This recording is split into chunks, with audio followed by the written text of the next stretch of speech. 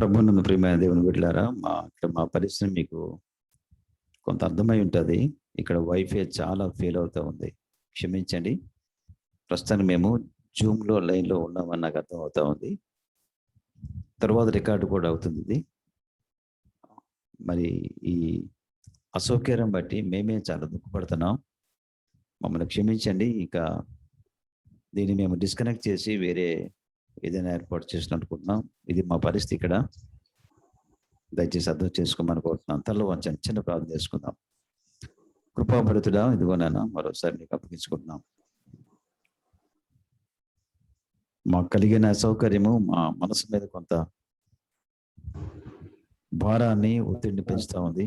అయినా నీ పరిశుద్ధాత్మ శక్తి చేత ఈ పరిస్థితిని మేము అధిగమించి నీ సేవ చేయగలమని నమ్ముతున్నాం. మమ్మల్ని కరుణించండి. మీ ప్రజలతో మీరు మాట్లాడండి. తర్వాత రికార్డులో కూడా ప్రజలు పెట్టడానికి సహాయం చేయండి, దయచూపమని. మా కార్యక్రమం ఆది నుంచి ఆఖరి వరకు మా కృప చూపు నడిపించమని యేసునామమున వేడుకొంచున్నాం తండ్రి, ఆమేన్.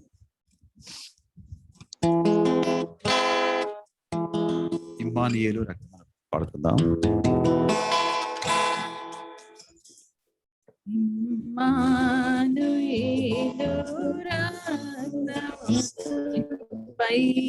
పైనయుటారు, ఓ పాపియందు ముందుము పాపపు పోవును, యేసుందు నాకుమారుగా సిలువ చావగా, యేసు రక్తమిప్పుడు చావించునాకుగా, ఆయుధము ఇదొక్కయు ఆశుద్ధుడాయెను, నీనాటి పాపినిప్పుడు నేనెందుకు మొక్కేదను, యేసును నాకుమారుగా సిలువ చావగా,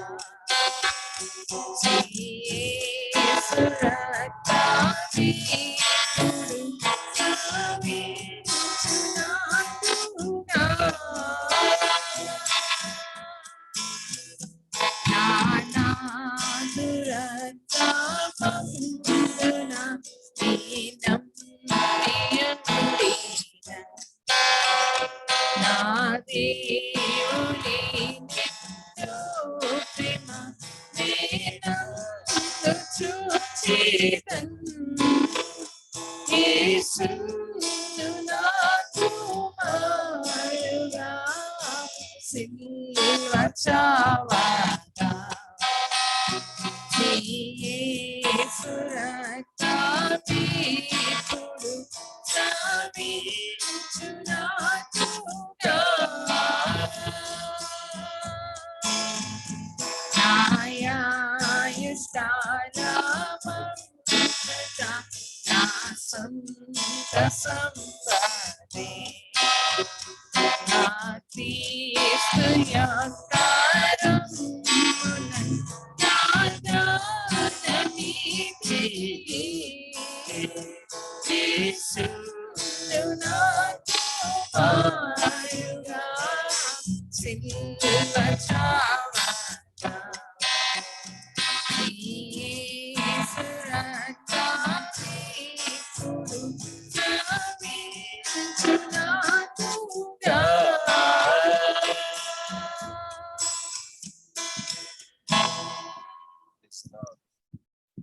జీవిత యాత్ర అనే పాట కూడా వచనాలు కుదించి పాడుకుందాం సమయపాలన బట్టి.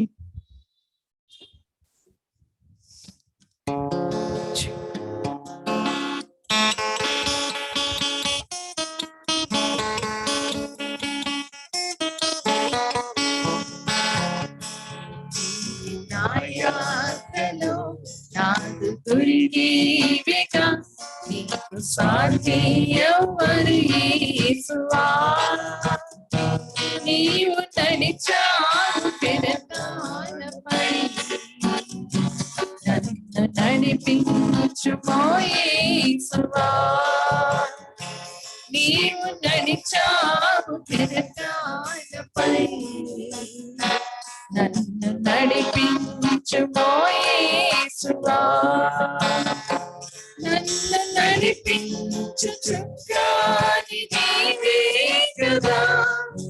నీవే కదా నన్ను కాపాడు చక్రం నీవే కదా నీవే కదా నీదు వాక్యం సత్యముగా నాకు నిరతం జీవముగా నేను పయనించు మార్గముగా నన్ను నడిపించు యేసువా జీవితాయాత్రలో నాకు గురి నీవేగా నీకు సాటి ఎవరు యేసువా నీవు నడిచావు కెరటాలపై నన్ను నడిపించు యేసువా నీవు నడిచావు కెరటాలపై నన్ను నడిపించు యేసువా నాది హృదయం నీతి సదనంగా సదనంగా నిత్య చిత్తం నేర్చి ఉదమాయిగా ఉదమాయిగా నాది హృదయాలనించునా నీదు ఉపకారములు యేసువా నీతి కొరకే చెల్లింతును నాకు స్తుతులందుకో యేసువా నీతి కొరకే చెల్లింతును నాకు స్తుతులందుకో యేసువా జీవితాయాత్రలో నాదు గురి నీవేగా నీకు సాటి ఎవరు యేసువా నీవు నడిచావు కెరటాలపై నన్ను నడిపించు యేసువా నీవు నడిచావు కెరటాలపై నన్ను నడిపించు యేసువా హల్లెలూయా ప్రైజ్ ది లార్డ్.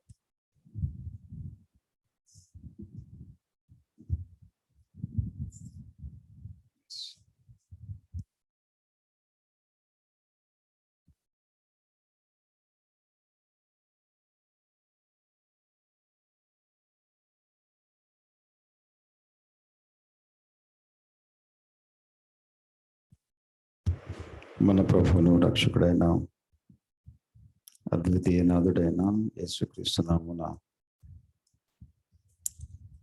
ఈ రాత్రి వేళను ఈ వర్తమానం వింటానికి ఆహ్వానిస్తూ ఉన్నాను. ప్రియులారా, మన జీవితాల్లో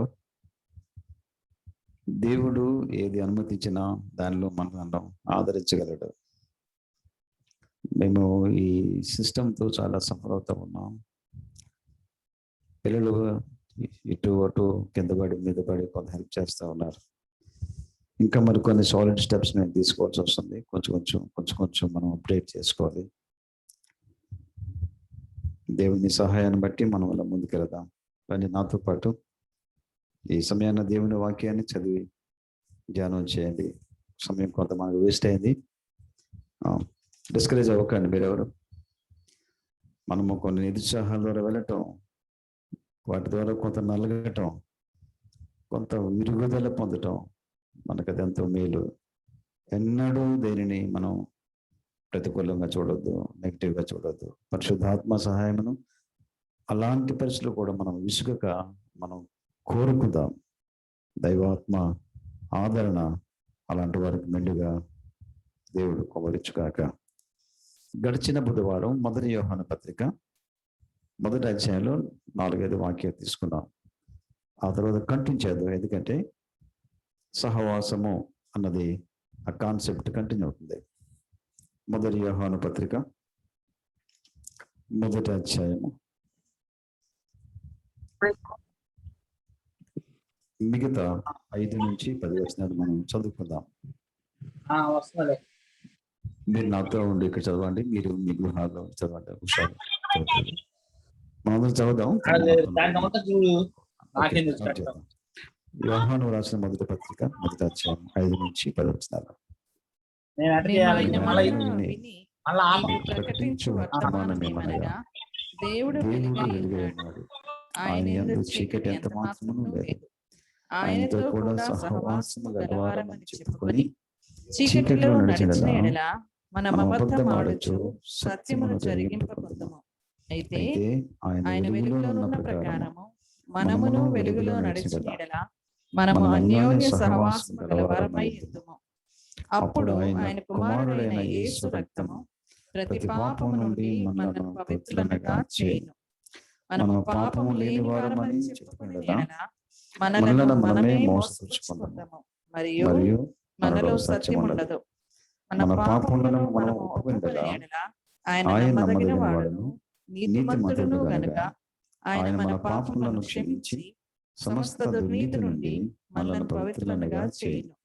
మనము పాపము చేయలేదని చెప్పుకొని ఎడల ఆయన అబద్ధకునిగా చేయువారమగుదుము, మరియు ఆయన వాక్యము మనలో ఉండదు. తెల్లవంచండి, ప్రార్థన చేసుకుందాం. ఇది చాలా ప్రత్యేకమైన దైవవాక్య భాగం. దీని మీద కొన్ని సంశయాలు కూడా క్రైస్తవ సంఘంలో ఉన్నాయి. అదేంటో కూడా కొంత మీకు సిద్ధాంతపరంగా కూడా నివృత్తి చేయడానికి ప్రయత్నిస్తాను. దేవుని వాక్యాన్ని మనం ఆయన పరిశుద్ధాత్మ సంధిలో ప్రార్థనలు కూడా చేసుకుందాం. వాక్యంపై దేవుని యొక్క ప్రత్యక్షత మనకి ఇవ్వాలని ఆశపడదాం. కృపాభరితుడ పరిశుద్ధేవ, మా మధ్య మీరు సంచారం చేయబడ్డారు. మీరు అనుమతించిన ఈ ప్రతికూల పరిస్థితి కొంత మమ్మల్ని ఇబ్బంది పెట్టింది, కానీ మమ్మలను కూల్చలేదు, నిర్వీర్యము చేయలేదు. కొద్దిగా నిరాశ కలిగింది. మనుషులం కదా, ఆయనను అంత మాత్రమే కుంచిపోనక్కర్లేదు.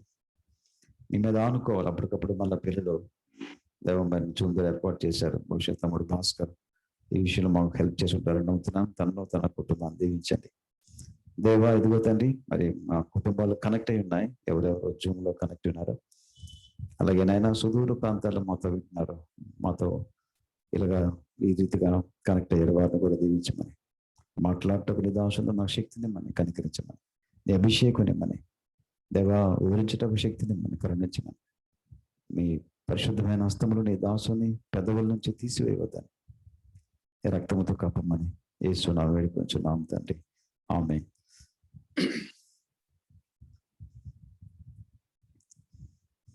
దేవుడు తనకు తాను పరిశుద్ధ గ్రంథములో ప్రత్యక్షపరుచుకున్నప్పుడు వేదాంతపరమైన రీతిగా ఈ రీతిగా ఆ పదజాలం వాడతారు. ఏంటంటే, God is a God of relation, therefore a God of revelation. పరిశుద్ధ గ్రంథములో ఏ గ్రంథంలో, ఏ మత గ్రంథాల్లో కూడా కానరా అనే ఒక విషయం ఏంటంటే, తాను పుట్టించిన మానవాళి, తన పోలికలో తాను కలుగజేసిన మానవాళితో సత్సంబంధం, సహవాసం కలిగి ఉంటాడు. సత్సంబంధం, సహవాసం కలిగి ఉండే ఆ ప్రయత్నంలో తన ప్రత్యక్షతనిస్తాడు. ఎప్పటికప్పుడు ఫ్రెష్గా నీవు నేను దేవుణ్ణి స్తుతించాలన్న అంశం ఏంటంటే ప్రియులారా, దేవుడు నాకు తన కృపలో ఈ గ్రంథము ద్వారా, పరిశుద్ధ ఆత్మ ద్వారా, పరిశుద్ధ గ్రంథము ద్వారా కొంతమేరైనా నాకు ప్రత్యక్షపరుచుకుంటున్నాడు. దేవా నీకు నిజంగా స్తోత్రం అని చెప్పాలి. ఇది ఆ ప్రత్యక్షతను మనకు కలగకుండా, మన మనోనేత్రములో కలగకుండా పాపం అడ్డగించింది. పాపము అడ్డగించిన పరిస్థితిలో ఇప్పుడు పాపమును నివృత్తి చేయడానికి దేవుడు తన కుమారుని లోకంలో పంపించాడు. ఇప్పుడు తండ్రి అయిన దేవుడు తన కుమారుడు అన్న సెన్స్లోకి వచ్చాం మనం. మరి మొదటి యోహాను పత్రిక 1వ అధ్యాయము 4 వాక్యాలు లాస్ట్ బుధవారం ఏం నేర్చుకున్నాం? అదే నేర్చుకున్నాగా. మేము దేనిని చూచామో, దేన్ని తాకి చూచామో, దేన్ని కన్నామో, దేన్ని విన్నామో, దేన్ని నిదానించి కనుగొన్నాము, ఆయనతో మేము సహవాసమును, తండ్రితోనూ సహవాసం కలిగి ఉన్నాం. మాతో పాటు మీరు సహవాసం కలిగి ఉన్నారు. మీ సహవాసము మరియు మన సహవాసము సంపూర్ణమగునట్లు అన్నట్టు మనం నేర్చుకున్నాం కదా. ఇప్పుడు సహవాసం, ఫెలోషిప్. మానవుడు దేవునితో ఫెలోషిప్కి ఇష్టపడుతున్నాడు. క్షమించండి, దేవుడు మానవునితో సహవాసం చేయడానికి ఇష్టపడుతున్నాడు. చాలా మంచి మాట ఇది.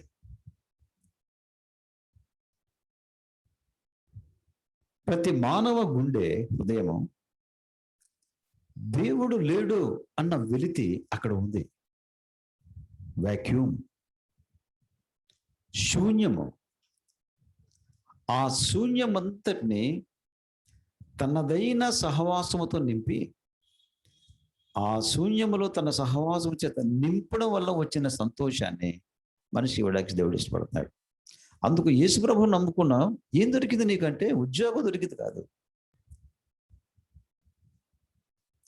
పదార్థపరమైన ఏవో కొన్ని అదృష్టంగా కలిసి వచ్చాయి కాదు.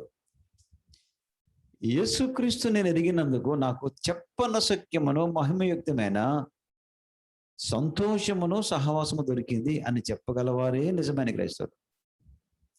వారు దేవునితో యాత్ర చేయొచ్చు, సహవాసము చేయొచ్చు, ముందుకెళ్తారు. వింటున్న ప్రతి మన క్రైస్ట్ గాస్పల్ ఫెలోషిప్లో నా ప్రియమైన దేవుని బిడ్డలే కానీ మిగతా మీరు ఎవరైనా కానివ్వండి, యేసును నువ్వు ఎరిగావా అన్నదే ఇప్పటికీ నా ప్రశ్న. నువ్వు ఆయనలో ఎరిగి ఆయన రుచి చూచి ఆయన సంతోషం నువ్వు అనుభవిస్తే చాలు. ఆయన సహవాసము రోజు కొనసాగడం కూడా చాలా మంచిది. సహవాసమును ప్రారంభించడం, సహవాసమును కొనసాగటం, తుది వరకు సహవాసమును సంపూర్ణ చేయటం, అది చాలా మంచిది. అందుకు ఆ సంపూర్ణత మనం వెళ్తున్నాం సత్యాన్ని మనం గ్రహిద్దాం. ఈవేళ చూద్దాం. కొంత ఈ మధ్య చర్చిలో కూడా ప్రేయర్స్ అవుతున్నాయి కదా, ఇండివిజువల్గా ప్రేయర్స్కి వస్తున్నారు. మే నెలంతా ప్రేయర్లో కూర్చున్నాం, సోషల్ డిస్టెన్స్ మెయింటైన్ చేస్తూ. కొంతమంది సిస్టర్స్, బ్రదర్స్ నాతో డీప్గా దేవుని వాక్యం ధ్యానం చేస్తున్నారు. ఒక సైద్ధాంతికపరమైన విషయం వచ్చింది, కొంత సంశయం కూడా వచ్చింది. అది నేను నివృత్తి చేయడం కూడా, అందుకే దీన్ని వెంటనే తీసుకున్నాను. వెంటనే ఏంటంటే, మనం ఆయనతో పాటు వెలుగులో నడిచినట్లా వెలుగులోనే ఉంటాం కదా, మళ్ళీ ఆయన యేసుక్రీస్తు రక్తము మనలో ప్రతి పాపం కడుగునన్నమాట ఎట్లా రాసింది? ఆ సంశయం ఉంచండి. కానీ ముందు మనం ఒక సిస్టమేటిక్ తలంపులోకి వెళ్దాం. అది చాలా మంచిది. It's a blessing for us ఇలా స్టడీ చేయడం. మనం రండి ఒకసారి మీరు నాతో పాటు ఈ తలంపు తీసుకోండి. మొదటి భాగం చూస్తే, మేము ఆయన వలన వినినది మీకు తెలియపరుచున్నాం అంటాడు. నిజంగా డైరెక్ట్ స్పీచ్ అనమాట కదా. సో మొదటి భాగం ఏంటంటే, వినినది మనకు వినిపించేలా చేస్తున్నాడు. ఇది చెప్పాలంటే, ఈ రాసిన అతను భక్తుడైన యోహాను డైరెక్ట్గా యేసుక్రీస్తు వారి దగ్గర, ఆయన నోటి దగ్గర ఆయన చెవి పెట్టి విన్న మాటలేవి. ఒక మాట చెప్పాలంటే, కళ్ళ దగ్గర కళ్ళ పెట్టి చూసే మాటలేవి. So first hand information, something really great కదా. చూడండి రెండో మాట, అన్యోన్య సహవాసములో అల్పమైన అపవిత్రతను కూడా సరి చేసుకోవచ్చు. ఆయనతో అన్యోన్యమైన సహవాసంలో అల్పమైన అపవిత్రతను కూడా సరి చేసుకోవచ్చు మనం. చాలా మంచి చక్కని ఎక్స్పీరియన్స్ అది. ఘోరమైన అపవిత్రత కాదు, అల్పమైన తప్పిదాన్ని కూడా. మూడవది, మనము కానీ ఒప్పుకోవాల్సింది ఒప్పుకోకపోతే మనం అబద్ధికులు అవుతాం సరిగదా, ఆయన్ని కూడా అబద్ధికుడిగా ముద్ర వేసేస్తాం. అది ఈ విషయాలు చూద్దాం. సమయం బాగా అయింది, కొంత మనం కష్టపడి ధ్యానం చేయడానికి ప్రయత్నిద్దాం. మొదటిది, వినిన దానినే మీకు వినిపింపజేస్తున్నాను. అర్థమైంది తెలుసా? నా దగ్గర ఒక మెసేజ్ ఉంది, నేను యేసుప్రభువు దగ్గర విన్నాను, మీకు చెప్తున్నాను వినండి అంటున్నాడు ఆయన. నా దగ్గర ఒక లేఖనం ఉంది, అది పరిశుద్ధాత్మ ప్రేరేపితమైనటువంటి రీతిగా నేను సంపాదించాను, నాకు దొరికింది, మీకు ఇస్తున్నాను రండి ఆయన అని అంటున్నాడు. ఆయన ఇంకోలా చెప్పమంటారా? పరిశుద్ధ గ్రంథంలో ప్రియులారా, అంటే యోహాను అనే భక్తుడు మనకి ఇలాగంటున్నాడు, నేను ఇచ్చిన ఈ సాక్ష్యము నా ఓన్ ఒపీనియన్ కాదు, నా సజెషన్ కాదు, నా అభిప్రాయం కాదు, నా సలహా కాదు, నేను అనుకునే ఒక ఊహ కాదు, కాదు. మీకు ఇది ఒక డైరెక్ట్ ఇన్ఫర్మేషన్. నేను ఏదైతే చూచానో, ఏదైతే విన్నానో, ఏదైతే నా చేతితో తాకానో, స్పష్టంగా నేను టచ్ చేసి టాంజిబుల్గా నేను టచ్ చేసి చూశాను. నేను ఏదైతే రుచి చూశానో అది మీకు నేను చెప్తున్నాను. ప్రియులారా, దేవుని వాక్యం మనకి ఎట్లా మాట్లాడుతుంది ఇవాళ చెప్పమంటారా? ఒక విధంగా దేవుని వాక్యమే మనకి మాట్లాడుతుంది. వాక్యం ద్వారా యోహాను మాట్లాడుతున్నాడు, వాక్యం ద్వారా పరిశుద్ధాత్మ మాట్లాడుతున్నాడు.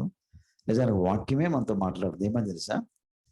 వాక్యం అనే నేను దైవ ప్రేరేపితముగానే మీ దగ్గరకు వస్తున్నాను ప్రతి ఆదివారం, ప్రతి బుధవారం, ప్రతి శనివారం, లేక ప్రతిరోజు.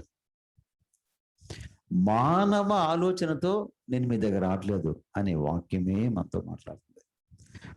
మానవ సంబంధమైన అభిప్రాయాలు కాదు ఇది.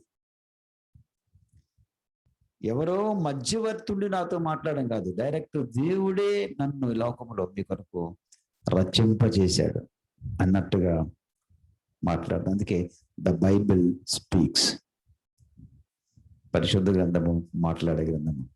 And the scripture speaks for it self.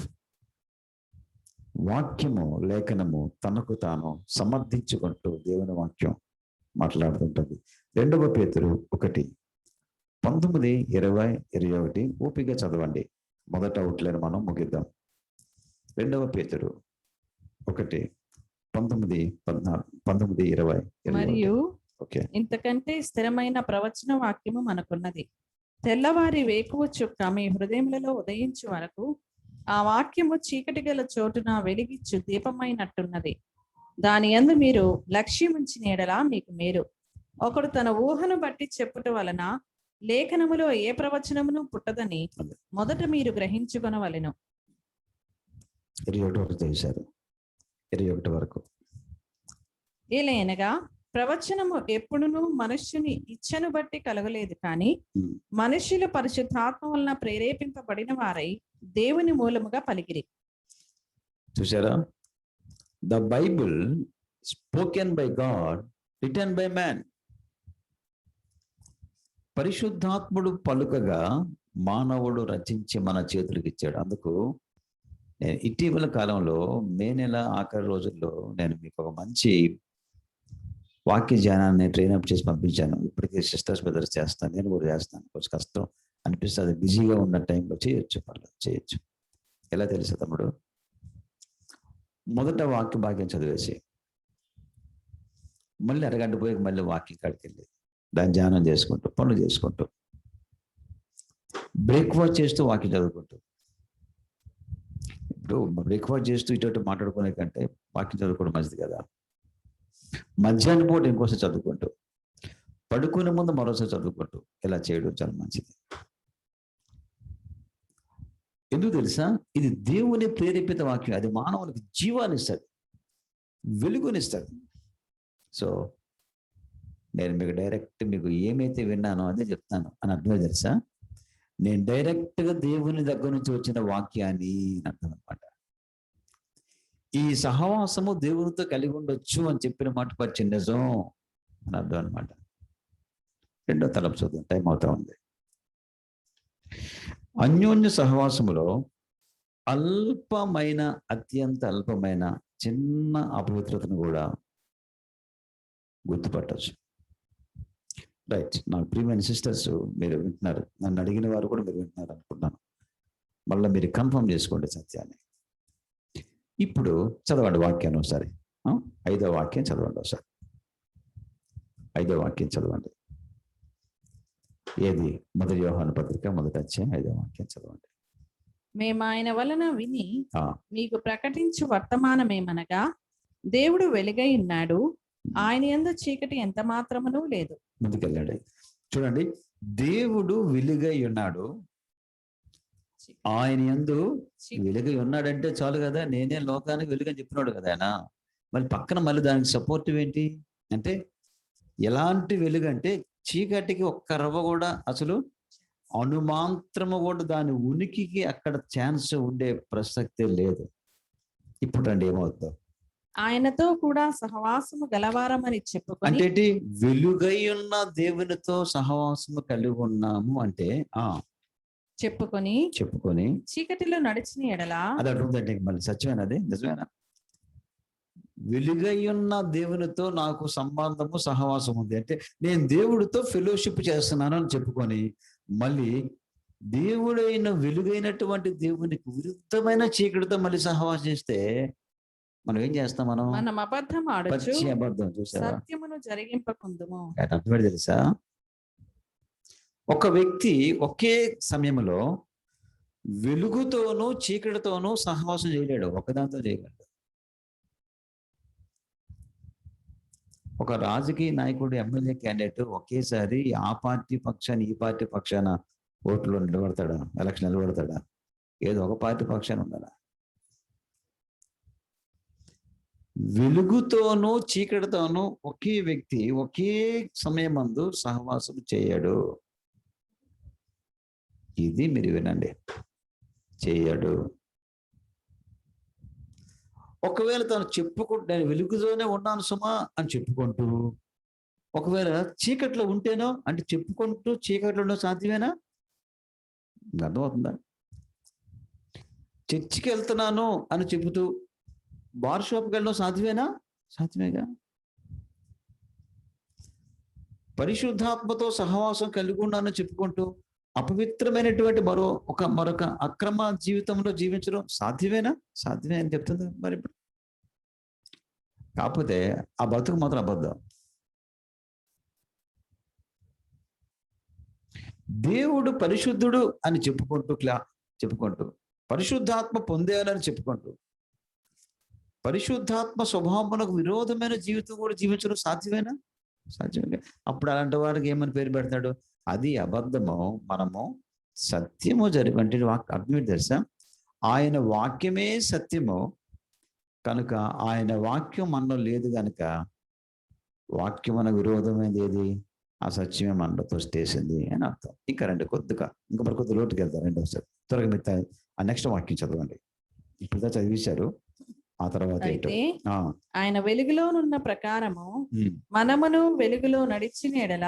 Thank you. నేను మక్కి చదవండి. ఆయన వెలుగులోనున్న ప్రకారము మనమును కూడా చాలా జాగ్రత్తనండి. అంటే యేసుక్రీస్తు వారు నేను అలాగే యేసుప్రభు వారు నువ్వు చెయ్యి పట్టుకొని నడవచ్చు ఇప్పుడు కలిసి. సాధ్యమా కాదా? సాధ్యం. యేసు ప్రభుతో మనం కూడా చెయ్యి పట్టుకుని నడవచ్చు. అయితే వెలుగు దగ్గరకు కొద్ది కొద్దిగా దగ్గరకి వెళ్ళి నడుస్తున్న కొలది ఏమవుద్దో చెప్పమంటారా? మన ముఖం మీద, మన శరీరం మీద, మన దేహం మీద ఉన్నటువంటి బ్లాక్ స్పాట్స్ కొంచెం బాగా కనబడతాయి. మళ్ళీ చెప్తాను, వెలుగుకు బయట చీకటి ఉంది, అందులో దాని ఒళ్ళంతా చీకటి. దానికి మనకి చీకటి ఎక్కడ లేదు అని ఛాన్స్ లేదు. ఎలా చెప్పమంటారా? యేసు ప్రభువులో పరిపూర్ణమైన వెలుగు, చీకటికి ఛాన్స్ లేదు. లోకములో పరిపూర్ణమైనటువంటి చీకటి, వెలుగు ఒక్కరవ ఛాన్స్ లేదు. చెప్పండి, వెలుగునకు బయట అంటే క్రీస్తుకు బయట జీవించే జీవితము 100% చీకటి. తాము ఎట్టుపోతున్నారో తాము తెలియదు కదా. నేను దాని గురించి మాట్లాడినా భక్తుడు వెలుగులో నున్నామని చెప్పుకుంటూ చీకటిలోకి వెళ్ళే ఛాన్స్ ఉంది. అలాగ వెళ్తే మాత్రం ప్రమాదం. అదొకటి. 2, ఒకవేళ మనం వెలుగులో ఆయనతో పాటు నడుస్తూ ఉంటే వెలుగు దగ్గరికి వెళ్తూ చూడండి, లైట్ డైరెక్ట్ నా ఫేస్ మీద పడుతుంది.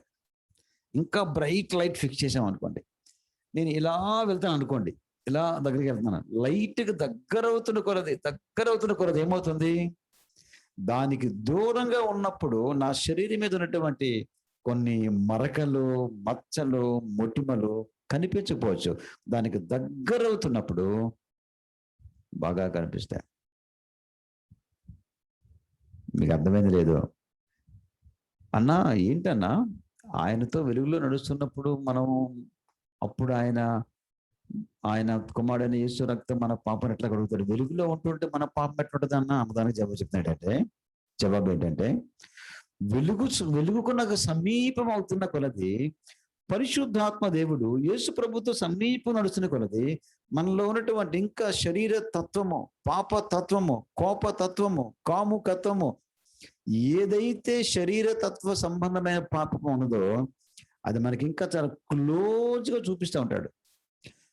ఆహా ప్రభు, నీతో నడుస్తున్న కొలది నా భాగ్యం ఏంటంటే నీ సహవాసంలో నా సంతోషము ఒకటైతే, నీతో అత్యంత సాన్నిహిత్యంలో నా తప్పిదాలు ఒకటొకటి బయటపడి నేను పరలోకమునకు పరిపూర్ణం అవటానికి నీతో వెలుగులో నడుస్తున్న కొలది నాకు ఒక్కొక్క తప్పు నువ్వు చూపిస్తున్నందుకు నీకు స్తోత్రం దేవా అని ఆయనతో సహవాసం వదలకుండా బతకొచ్చు. అంటే పాపమును ఎప్పటికప్పుడు సరిచేసుకోవటానికి ఆయన సహవాసమే మంచిది. మీకు 2 ఉదాహరణ చెప్తాను. పోనీ పరిశుద్ధాత్మ దినాల్లో కాదు, ధర్మశాస్త్ర దినాల్లోనే మీకు అద్భుతమైన 2 ఉదాహరణ చెప్తాను. పాత నిబంధన గ్రంథంలో సౌలు, ఆయన శిష్యుడు దావీదు ఉన్నారు. సౌలు యెహోవా దేవుని ఎరిగిన విశ్వాసి అనుకుందాం, అంటే ఈజ్ ఎ బిలీవర్. దావీదు తన దేవుని ఎరిగిన విశ్వాసి, ఈజ్ ఎ బిలీవర్. తేడా ఏంటి? సౌలు తప్పు చేయలేదా? చేశాడు. సౌలే తప్పు చేశాడా? దావీదు తప్పు చేయలేదా? ఇంకా చేశాడు. దావీదు తన దేవుడైనటువంటి యెహోవాకు చాలా ప్రేమగాను, సమీపంగాను, సన్నిహితంగా నడుస్తున్న కారణం బట్టి ఆ 1-2 తప్పులు బట్టి జీవితాంతం పశ్చాత్తాపడి దుఃఖించాడు. దేవునితో మనకున్న సహవాసం యొక్క లోతును బట్టి మన పశ్చాత్తాపడే తత్వము బయటపడద్ది. పశ్చాత్తాపడే తత్వానికి మనము దూరం వెళ్ళిపోయామంటే మిగిలిన చెప్పమంటారా? చార్లెస్ స్పర్జన్ గారు ఏం చెప్పారు ఈ మధ్య? పాపము గురించి పశ్చాత్తాపడే తత్వం అనేది అలవాటు చేసుకోకపోతే మిగిలిపోయింది ఇంకొక్కటే, తీక్షణమైన తీర్పు అని చెప్పాడు. మొన్న నేను రాసుకున్న నోట్స్లో. బిలీవర్స్ తప్పులు చేస్తాం అంటే స్పష్టంగా అర్థమవుతుంది కదా. మనలో పాపము లేదని మనము చెప్పుకుంటే ఏమవుతున్నాం? మనం అబద్ధం, మనం సత్యము జరిగింపుకోవట్లేదు, సత్యం జరిగించలే. అదే పాపం అంటే ఓహో బాగా చెప్పారన్న మీరు, మనం బిలీవర్స్ అయినా కూడా పాపం జీవించిన మాట అని అనుకోవడం కాదు ఇది. మనలో పాపము మనల్ని ప్రేరేపించే పాప నియమము ఎల్లప్పుడూ ఉంటుందని రోమాపత్రిక 7వ అధ్యాయము ఆఖరి వాక్యం చెప్తా ఉంది. రోమాపత్రిక 8వ అధ్యాయము మొదటి వాక్యం కూడా చెప్తా ఉంది. అయితే పాప నియమమునకు మించిన నియమం ఏంటి? ఆత్మ నియమము. సో 2 నియమముల యొక్క పోరాటము మన బ్రతుకు. 2 స్వభావములు ఢీకొంటారు. హెడ్ ఆన్ ఫైట్ అంటే కొలైజన్ అంటారు. సో అసలు మనలో పాపమే లేదు, పాప నైజమే లేదు, పాప ఉనికే లేదు అనుకోవడం తప్పు. రక్షించబడ్డాము గనక మనలోంచి పాపం తొలగిపోయేదని కాదు. నో, మనము పాపం నుంచి తొలిగాం, పాప మార్గం నుంచి. అయితే మనలో నుంచి పాపం మాత్రం తొలగిపోలేదు. మరి ఏమి తొలగింది? పాపము చేయాలన్న యావ తొలగింది. దేవునికి స్తోత్రం. నువ్వు నిజంగా రక్షించబడిన వాడవైతే పాపము విల్ఫుల్గా చిత్తానుసారంగా చేయాలన్నటువంటి ఆ భయంకరమైనటువంటి ఇష్టపూర్వకమైనటువంటి ప్రీతికరమైన కోరికే చచ్చింది తప్ప పాపం చేయి అని ప్రేరేపించే పాప నియమం మాత్రం ఇంకా తోస్తూ ఉంటుంది. చాలా మందికి అర్థం కావట్లేదు. ఇది ఎట్లన్నా మనము ఆయన వెలుగులో నడిచింది కదా, అప్పుడు ఆయన కుమారుడైన యేసు రక్తం మనను ప్రతి పాపం నుంచి కడుగున్నది. వెలుగులో నడుస్తుంటే మళ్ళీ యేసు రక్తం మనకెందుకు కడగాలన్నా అన్న ప్రశ్న మీకు వచ్చింది కదా. ఇదిగో జవాబు ఇది. ఆయన వెలుగులో నడుస్తున్నంత వరకు మనమును వెలుగు నడుస్తున్నాం లేదా, ఆ వెలుగులో మన మచ్చలు కనబడతాయి, రహస్య పాపాలు కనబడతాయి, అనుదిన పశ్చాత్తాపం కనబడతాయి. ఏడబ్ల్యూ టోజరీ గారు అంటారు, ఏడబ్ల్యూ టోజరీ అనే భక్తుడు, జీవితంలో ఎల్లప్పుడూ ఒక మూల పశ్చాత్తాపడడానికి అలవాటు పడుతూ ఉండడం నేర్చుకోవాలంటాడు ఆయన. గుండెల్లో ఒక మూల ఎల్లప్పుడూ ఏ తప్పిదమో చూపించబడినా దాన్ని బట్టి పశ్చాత్తాపడడానికి ఇక అలవాటు పడుతుంటారు మనం. ఎందుకంటే పరలోకానికి అదొకటే మార్గం, అదొకటే మార్గం. చూడండి దావీదు యొక్క నలిగిపోయిన గుండె ఎలాగుందో చూడండి ఒకసారి. కీర్తనలు 32:5. నేను కొన్ని రిఫరెన్స్లు ఆపేస్తున్నాను, టైం లేదని. కీర్తనలు 32:5. నా దోషమును కప్పుకొనక నీ ఎదుట నా పాపము ఒప్పుకొంటిని. చూసారా ఈ మాట? అమ్మ ఆ కాలంలో దావీదు అన్నాడు కదా, మీరు ఊరికే సౌలు కాడికి వెళ్ళి అడగండి, ఏం సౌలు నువ్వు మాట అంటే బాగుంది కదా. సౌలు అనలేడు. ఎందుకు? సౌలు ఎరిగి తన తప్పిదాన్ని ఏం చేశాడు? కప్పుకోవడానికి ఇష్టపడ్డాడు. ఎంత నిజంగా సౌలు యొక్క బేభత్స పరిస్థితి మన గారు రాకూడదయ్యా ప్లీజ్. నన్ను నేను చెరుపుకుంటున్నానని నాకు తెలిసి కూడా ఇంకా చెరుపుకుంటే ఆ చెరుపుకు ఇక పరిష్కారం లేదు. నా ఆత్మ నేను పాడు చేసుకుంటున్నానన్న సంగతి నాకు తెలుసు, నా మనస్సాక్షి నాకు బాగా తెలుసు. నేను పాడు చేసుకుంటున్నాను తెలిసి కూడా నేను మళ్ళీ నారాయణ కూడా పాడు చేస్తే ఇక అది ఇంకా ఘోరమైన పాపం. ఎందుకంటే నారాయణకి నేనంటే తన కార్నర్లో, ఒక హృదయంలో, భాగంలో చాలా ఇష్టం. ఏముందిలే నారాయణ పద, మనకి ఇవన్నీ భూమి మీద మనుషులే కదా, మనలో పాపం లేదని మనం అంటలేదు కదా, పాపం ఉంది అంటున్నా కదా అని మరి అలా కూడా అనుకుంటూ చేసుకుంటూ పోవడం. సౌలు అయ్యో పాపిని అని ఒక్కసారి అనలేపాడు. దావీదు దేవా పాపిని అని జీవితాంతం అన్నాడు. అందుకు యేసుప్రభువు వారు దావీదు పట్టణం మందు ఈ లోకంలో జన్మించాడు. సర్వసాధారణంగా చాలా మంది క్రైస్తవులు తిరుగుతూ ఉంటారు కదా. నాకు యూజువల్గా ఒక వైజాగ్లో డాక్టర్ జయరాజు గారు ఒక ఆయన నాకు చాలా కాలం క్రితం నాకు సన్నిహితమైన బ్రదర్ ఉండేవాడు. ఆయన మాట అనేవాడు, సమర్పణ రావు గారు, గొప్ప దైవజనులు అనుకుంటాం, మనం చాలా ప్రార్థనలు అనుకుంటాం, కానీ వాళ్ళతో మనం సన్నిహితంగా తిరుగుతున్నప్పుడు వాళ్ళలో నుంచి ఏదో కొంత మానవ సంబంధమైన బలహీనతలు బయటకు వస్తూ ఉంటాయి. వాళ్ళు మనం దూరంగా ఉన్నప్పుడు వాళ్ళు మెరుస్తున్నట్టు ఉంటారు, కానీ వాళ్ళకి దగ్గర అవుతున్నప్పుడు వాళ్ళు మనం క్లోజ్గా చూసినప్పుడు కొన్ని బలహీనతలు బయటపడుతూ ఉంటాయి. అప్పుడు మనం వాళ్ళ మీద మనకు కొంత ఇబ్బందికర ఫీలింగ్ వస్తుంది. అప్పుడు నేను అనుకున్నాను, దేవా మనిషి ఎంతైనా మనిషి, అదే నీతో క్లోజ్గా తిరిగితే నీ గుడ్నెస్ వెలుగులో నా బ్యాడ్నెస్ కనబడుతుంది. కానీ ఎంత భక్తుడైనా అంతో నిన్ను వదిలేసి ఆయనతో తిరుగుతూ ఉంటే, ఆయన చెప్పిన మాట అసలు మంచి మాట ఇది, ఆయన బ్యాడ్నెస్ వెలుగులో నేను ఇంకా బ్యాడ్ అయ్యే ఛాన్స్ ఉంది. అందుకు ఏ మనిషి మీద చూడకూడదు, ఎవరు చూడాలా, ఆ ఆత్మీయ సేవకుడితో దగ్గరికి వెళ్ళిపోతే బాగా రాసుకొని తిరిగితే అబ్బా స్పిరిచువల్గా ఉంటామేమో కదా, అంటే మాదిరి తీసుకోవడం మంచిది. అయినా ఎలా మనం యాక్సెప్ట్ చేయాలంటే, పాపం ఆయన ఆ దైవజనుడు కూడా, గొప్ప దైవజనుడు కూడా మనిషే కదని చెప్పేసి ఆయన వాళ్ళు కప్పమని కాదు, పొరపాటున అది నాకు అది మంచిది కాదు. నేను చెప్పేది ఏంటంటే, ఎంత దైవజనుడి దగ్గరికి వెళ్ళినా, గొప్ప దైవజనుడి దగ్గరికి వెళ్ళినా వాళ్ళతో సమీపం మూవ్ అవుతున్న కొలది ఖచ్చితంగా ఒక వీక్నెస్ బయటపడుతుంది. నేను దేవునితో కంపేర్ చేయడానికి మాట్లాడాను, కానీ దేవునికి ఇంకా సమీపం వెళితే ఏమవుతుంది, ఆయన గుడ్నెస్ వెలుగులో మన బ్యాడ్నెస్ మాత్రమే బయటపడుతుంది. అదేనమాట. కానీ ఏం చేయాలా, మనం ఏం చేయాలమ్మా, దేవుని వైపు చూస్తూ ఎట్టి పరిస్థితుల్లో మనకున్నటువంటి కొన్ని డార్క్ థింగ్స్, చీకటి విషయాలు మనం బయట పెట్టినప్పుడు వాటిని మనం ఒప్పుకుంటాం అన్నమాట. అది అందుకే it's a walking and washing. ఆయనతో నడుస్తూ, ఆయనతో కడుక్కోవడం, ఆయన దగ్గర కడుక్కోవడం మంచిది. It is only to confess, just to continue.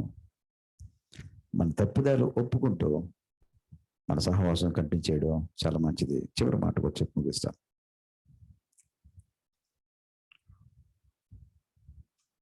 ఒప్పుకోకపోతే మళ్ళీ చూడండి అమ్మా, 2 సార్లు అంటాడు ఆయన. మన పాపం ఇంకా ఒప్పుకోవడానికి ఇష్టపడకపోతే ముందంటాడు మనం అబద్ధం ఆడతాం. ఈసారి ఏమంటాడు?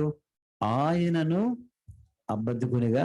ఇది ఇంకో పెద్ద సమస్య, ఇది చాలా పెద్ద సమస్య. ఇది మీకు అర్థమైంది లేదో? సామెతలు 28:13 చదవండి. నేను ఒక 5 minutes ముగిస్తాను. మిగతా ప్రేయర్స్ కప్పించాలి మనం. సామెతలు 28:13. 500 కోట్ల 500 కోట్ల. సామెతలు 28:13. అతిక్రమములను దాచిపెట్టువాడు వర్తిల్లడు, వాటిని ఒప్పుకొని విడిచిపెట్టువాడు కనికరం పొందును. చూసారా? ఒప్పుకొని విడిచిపెట్టేవాడు. దీని మీద కొద్ది విషయాలు, 1-2 రిఫ్లెక్షన్స్ మీకు చెప్తాను. చాలా జాగ్రత్తగానండి.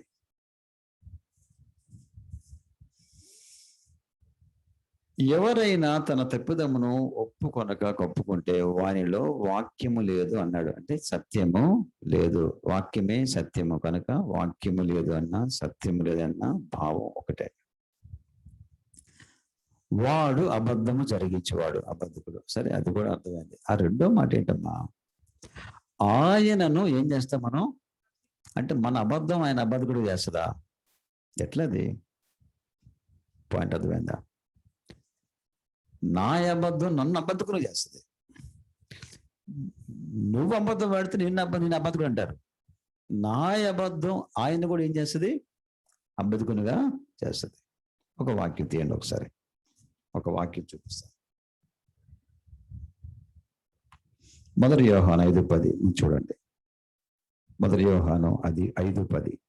త్వరగా 2 వాక్యం చదివితే. దేవుని కుమారుని యందు విశ్వాసం ఉంచువాడు తనలోనే ఈ సాక్ష్యం కలిగి ఉన్నాడు.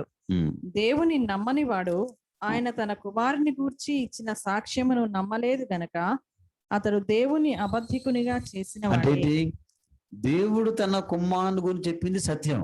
ఆ సత్యాన్ని నువ్వు ఇప్పుడు ఏం చేస్తున్నావు? నువ్వు అసత్యంలో చేస్తున్నావు. ఇప్పుడు ఏమైంది? నువ్వు ఆయన ఏం చేస్తున్నావు? నువ్వు దేవుడా, నీ కుమారుడైన యేసుక్రీస్తు గురించి నువ్వు ఇచ్చిన సాక్ష్యము నా దృష్టిలో ఏంటి? అబద్ధం. దేర్ఫోర్ నువ్వు అబద్ధకుడివి అని చెప్పినట్టు. అది లాజికల్ థాట్ అనమాట. అమ్మ పాయింట్ మీకు అర్థమైందా? ప్రతి మానవునితో దేవుడు ఏమంటాడు? లోకస్తులారా, నా కుమారుడైన యేసుక్రీస్తులో మీకు సత్యము కలదు, మీకు జీవం కలదు, మీకు మార్గం కలదు, నమ్మండి అంటాడు. అది నమ్మని వ్యక్తి ఏం చేస్తాడు?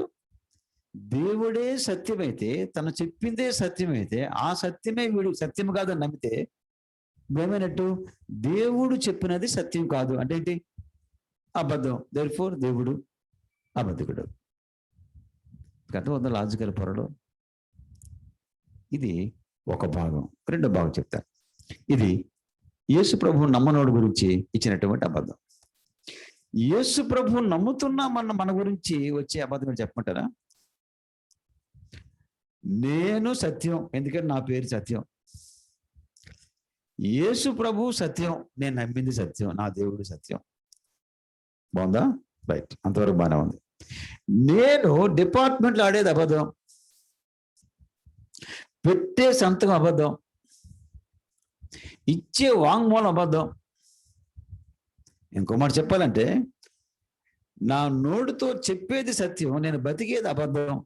దీన్ని బట్టి నా అబద్ధం నీ అబద్ధం రిఫ్లెక్ట్ అయ్యి ఇది యేసుప్రభు వారి మీద రోల్లో అయిపోయి ఆయన్ని కూడా అబద్ధకుడుగా చేయడం. ఇంకోటి చెప్పమంటారా? మన యొక్క అబద్ధపు ప్రవర్తన, అబద్ధపు మాట, అపిత్ర ప్రవర్తన ఆయన మీద రోల్లో అయిపోతుంది. ఇది పెద్ద సమస్య మన క్రైస్తవ సంఘంలో. ఆయన మీద దొర్లేస్తున్నాం. దేన్ని? మన అబద్ధాన్ని, మన అతిక్రమాన్ని, మన అపవిత్రమైన ప్రవర్తనను. ఇలాంటోడు కూడా దేవుని సేవ చేస్తే, ఇలాంటి పాస్టర్ కూడా ఇదేదో యేసు ప్రభువుని మనం అనుమానించాలా అంటే అర్థం ఏంటి? అంటే పాస్టర్ యొక్క జీవితం యొక్క అబద్ధ ప్రవర్తన బట్టి, అపవిత్ర ప్రవర్తన బట్టి ఈ నీడ ఎవరి మీద వెళ్ళిపోయింది? యేసు మీద. అలానండి, ఇలాంటి క్రైస్తవుడు లంచం తీసుకొని వ్యభిచరించి తాగే అబద్ధమాడే ఈ క్రైస్తవుడు కూడా చర్చికి వెళ్తే నిజంగా అయితే క్రీస్తు మీదకి ఏదో నాకు కొంచెం అనుమానం వస్తుంది అని ఏమవుతుంది? ఇప్పుడు ఒక అబద్ధం ఆయన మీదకి ఏమైంది? రోల్ ఆన్ అయింది. అందుకు మనం ఏం చేయాలంటే పిల్లరా, మన సహవాసాన్ని పరీక్షించుకోవాలి. పరిశుద్ధాత్మతో సహవాసం కలిగి ఉండి సమాజం మనల్ని చూస్తూ ఉంటే బయట లోకం, ఒక నిజం చెప్తున్నాను, మనము కళ్ళు మూసుకొని ఎక్కడైనా దూరవచ్చు, మధ్యాహ్నం కళ్ళు తెరుచుకొని మనం చూస్తారు. ఇదే పరిస్థితి. కళ్ళు మూసుకొని ఏ తప్పైనా చేయొచ్చు, కానీ జనం మనను కళ్ళు తెరిచి చూస్తూ ఉంటారు. ఇర్మియా గ్రంథంలో 8:8 అసలు లేఖన భాగానికి ఏమని పేరు పెట్టారు చూడండి. అది ఇంగ్లీష్లో బాగుంటుంది అనమాట. ఇంకా ముందు ఇంగ్లీష్ కూడా ఉంచండి ఒకసారి, బైబిల్ ఉంటే చదవండి. జెర్మియా చాప్టర్ 8 verse 8 తీసి ఉంచండి, తెలుగులో ముందు చదవండి, దాని చదివి నేను ముగిస్తాను. Jeremiah, book of Jeremiah 8 verse 8.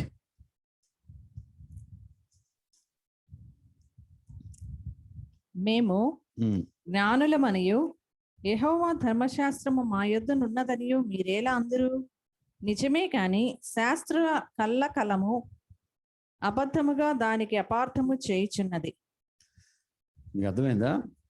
వాక్యం అయితే దేవుందే, కానీ శాస్త్రులు లేక పరిచయులు పట్టుకున్న పాస్టర్లు పట్టుకున్న క్రైస్తవులు వాళ్ళ యొక్క కలమనగా వాళ్ళ యొక్క అబద్ధపు జీవితము దాన్ని ఎలా మారుస్తుంది? అబద్ధం అని ఇంగ్లీష్లో ఏముంది చదవండి అమ్మ, ఒకసారి గట్టిగా చదవండి ఒకసారి. జెర్మియా 8:8 చూడండి ఒకసారి, తీయమని చెప్పాను, త్వర తీయండి. Jeremiah, book of Jeremiah verse 8, chapter 8 verse 8. How do you say, we are wise and the law of the Lord is with us? Lo, certainly in vain made he it, the pen of the scribes is in vain. అంతే. అది ఒక సరళమైన ఇంగ్లీష్లో రాశాడు. KJV old ఇంగ్లీష్లో స్పష్టంగా ఉంటుంది. They made it a లై, అబద్ధంగా మార్చారు. చూసారా? సో మనం చెప్తున్నాను పిల్లరా, క్రైస్తవ సంఘము పరిశుద్ధాత్మ యొక్క వెలుగులో ఎల్లప్పుడూ పరిశుద్ధతలో, యథార్థతలో, నీతి నిజాయితీలో, ప్రార్థన జీవితంలో, ఆయన మహిమలో ఎదగపోతే ఇవన్నీ మనకు ఒకరోజు మన ఇంటికి చుట్టుకుంటాయి, మన చర్చికి చుట్టుకుంటాయి, మన సాక్ష్యాన్ని చుట్టుకుంటాయి. ఒక్క మాట చెప్తున్నాను, ఇప్పుడేమో కానీ నడిపేస్తున్నాయేమో, అట్ ది ఎండ్ అసత్యమని బయటపడిపోద్ది. అందుకు భయంతో బతకాలి మనం. ఆయనతో మన సహవాసం చెక్ చేసుకోవాలా, ఆ సహవాసంలో కూడా కరెక్ట్గా ఉన్నామని చెక్ చేసుకోవాలా, ఆ వెలుగు దగ్గరికి వెళ్తున్న కొలది మన పాపను ఒప్పుకుంటలేదో చూసుకోవాలా. ఇంకా నిజంగా చెప్తాను, పరిశుద్ధాత్మ దేవుని ముందుగానే వాళ్ళు ఒప్పుకోవడం ఇష్టపడకపోతే తీక్షణమైన తీర్పు కలదని పరిశుద్ధ గ్రంథం చెప్తా ఉంది. ప్రార్థనాంశం నాకు ఇవ్వండి, ఏదైనా ఉంటే నేను గొప్పగా ప్రార్థన చేసేస్తాను. దేవుని వాక్యాన్ని బట్టి మనం ప్రార్థన చేసుకుందాం. మీరున్న చోట మీరు ఉండండి.